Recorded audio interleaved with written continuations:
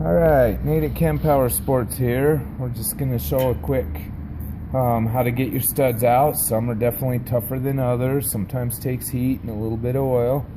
I like to use 2 wrenches, my ratchet wrench and just a regular open end wrench. I think flange nuts for double nutting work better. So put the box end of your ratchet wrench in the counterclockwise direction to remove the stud. Run your first nut all the way down on the thread so you get as close as reasonable to the shank of the stud. Harder to break them that way. Put your second nut on. Simple physics, double nut it like a pair of scissors, give it a good squeeze. Turn the cylinder sideways. Simple as that. Sometimes it takes a bop to knock it loose, and sometimes they just come apart. This is one of the easiest ones we've done, so probably not the best one to make a video with.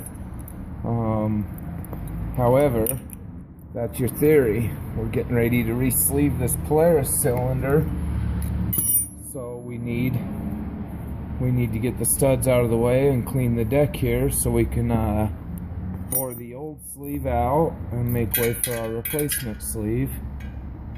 Oftentimes it's not worth it to sleeve the cylinders if it's like a Banshee where they're predominant. Cost versus availability, it makes sense to just get another cylinder and start with a core. However, cylinders like these ones are a little bit more rare, they're a little harder to get. It's a single cylinder, so the cost justifies it. This one had a clip come loose on the wrist pin and hurt the bore pretty bad. So in this case, and the light probably doesn't show it very well, but that sleeve is gold. It's been severely overheated and the temper is gone. So in this case, it just makes sense to sleeve it versus trying to bore it to the very final size. It just wouldn't last. All the temper's gone out of the sleeve, and it's probably so far out of round that by the time we got rid of the damage to the bore, it would just be a compromise and on the last bore. So, and just a repeat process. You can see how painless it is. Again, this cylinder is a little bit easier than the norm. Usually they're kind of stuck. Sometimes you have to heat around them with a torch to free them up. The trick is the quality double nut that allows minimal flex and better pull against the stud. Really quite it's really just that easy.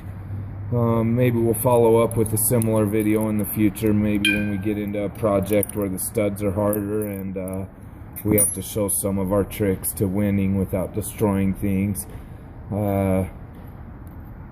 Probably 99.8% of the time I never break a stud, never have to deal with broken stud, drilling them out, cutting them off, like some of what's common.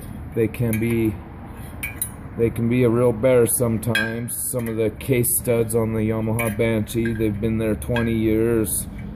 A lot of heat cycles, a lot of corrosion down inside.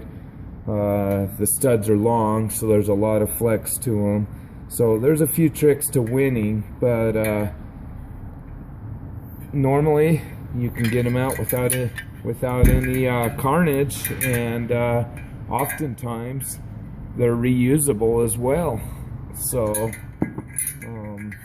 again, we very seldom have broken studs or messed up holes with this method.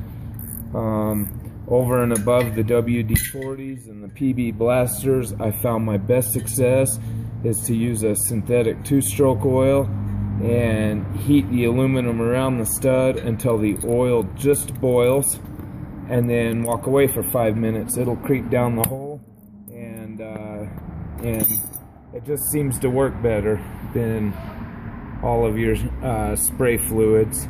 The only other spray fluid that I found is better is industrial.